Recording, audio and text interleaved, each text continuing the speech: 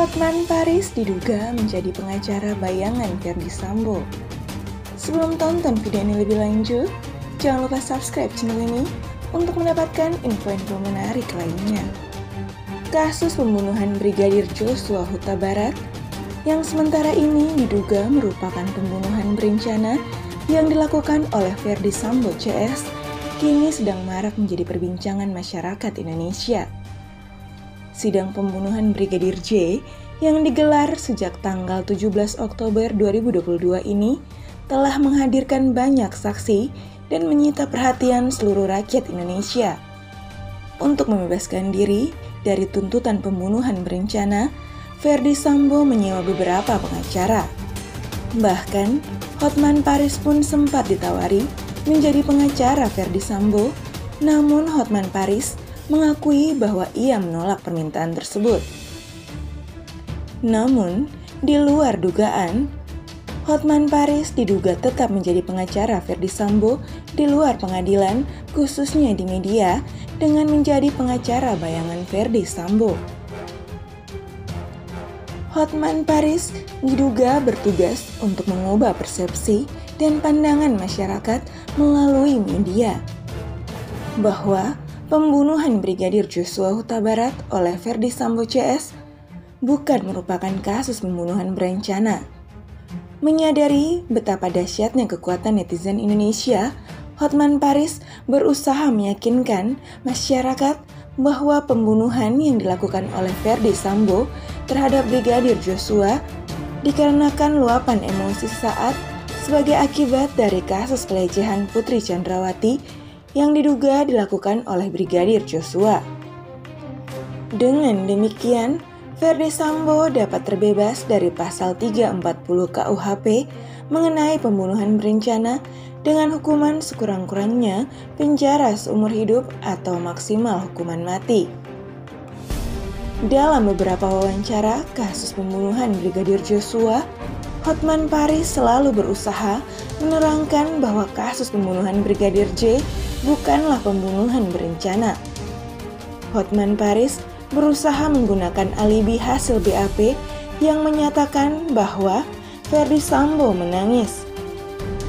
Pada pukul 16.33 tanggal 8 Juli, Ricky Rizal dan Baradae mengakui melihat Ferdy Sambo menangis sambil menceritakan kejadian pelecehan Putri Chandrawati di Magelang, dan Hotman Paris meyakini bahwa hal ini bisa digunakan sebagai pegangan untuk memutuskan bahwa Ferdy Sambo tidak melakukan pembunuhan berencana, namun pembunuhan dilakukan dalam kondisi emosional, di mana pembunuhan berencana harus memenuhi 3 unsur, yaitu yang pertama, apabila dilakukan kehendak itu dalam keadaan tenang, sementara Ferdy Sambo dalam keadaan menangis.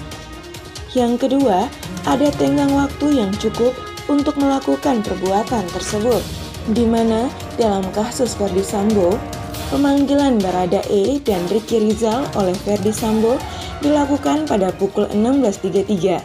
Jam 17.15 telah terjadi penembakan, sehingga menurut Hotman Paris, tenggang waktu yang singkat tersebut dapat memenuhi syarat kedua, di mana pembunuhan berencana harus memenuhi 3 unsur, yaitu yang pertama, apabila dilakukan kehendak itu dalam keadaan tenang, sementara Ferdy Sambo dalam kondisi menangis. Yang kedua, ada tenggang waktu yang cukup untuk melakukan perbuatan tersebut, di mana dalam kasus Ferdy Sambo, pemanggilan Baradae dan Ricky Rizal oleh Ferdy Sambo dilakukan pada pukul 16.33. Sedangkan jam 17.15 telah terjadi penembakan. Sehingga menurut Hotman Paris, tenggang waktu yang singkat tersebut dapat menangkis syarat yang kedua, pembunuhan berencana. Yang ketiga, pelaksanaan dalam kondisi tenang.